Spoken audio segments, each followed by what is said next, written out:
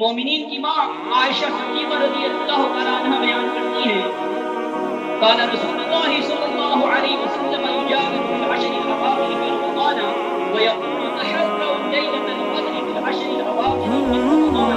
رسول اللہ صلی اللہ علیہ وسلم رمضان کے آخری عشرے میں مسجد میں خودکش ہو جایا کرتے تھے اور آپ فرماتے کہ شب قدر کو رمضان کے آخری عشرے کی رات راتوں میں تلاش کرو. صحیح بخاری.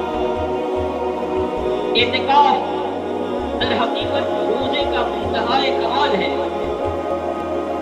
یہ اعمال صالحہ کو خلوت میں انجام دینے کی اور زیادہ بہترین صورت ہے.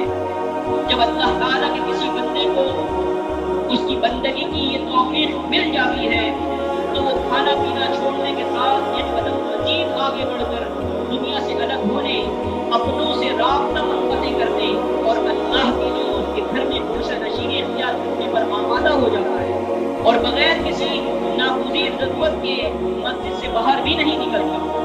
وہ روزے کی پابند زندگی پر مزید پابندیوں کا اضافہ کرتا ہے. اپنا گھر والوں، رشتہ داروں، دوست احباب اور کاروبار، حتیٰ کہ اپنی جسمانی خواہشات سمیت دنیا کی تمام ترغیبات چھوڑتے ہوئے سب سے کٹ کر اللہ کا ہو جاتا ہے.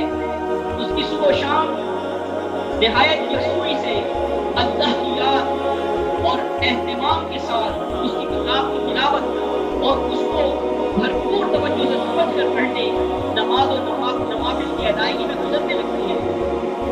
اعتکاف سے ہمیں یہ سبق بھی ملتا ہے کہ اللہ تعالیٰ کہ ہم پر اس قدر احسانات ہیں کہ ساری زندگی اس طرح گزار دی جائے تو بھی اس کا حق ادا نہ ہو، مگر اس کی نوازش ہے کہ اس نے اس عبادت کو ہم پر فرض نہیں کیا اور نہ ہی ہمیں اس کے کرنے پر مجبور کیا. ہمارا رب تو بس ہم سے یہی چاہتا ہے کہ تم میری تمام نعمتوں سے بہتیاب ہو لیکن مجھے مت بھولو. شادی بیاہ کرو، بیوی بچوں کی خوشیاں سمیٹو، تجارت یا ملازمت کے ذریعے رزق حلال کماؤ، دنیا کی زیب و زینت سے بقدر ضرورت محدود ہو، مگر یہ نعمتیں مہیا کرنے والے کو یاد رکھو کیونکہ تم لوٹ کر اسی کے پاس جاؤ گے. ایسا نہ ہو کہ اس رب کو بھول جانے کے باعث بروز قیامت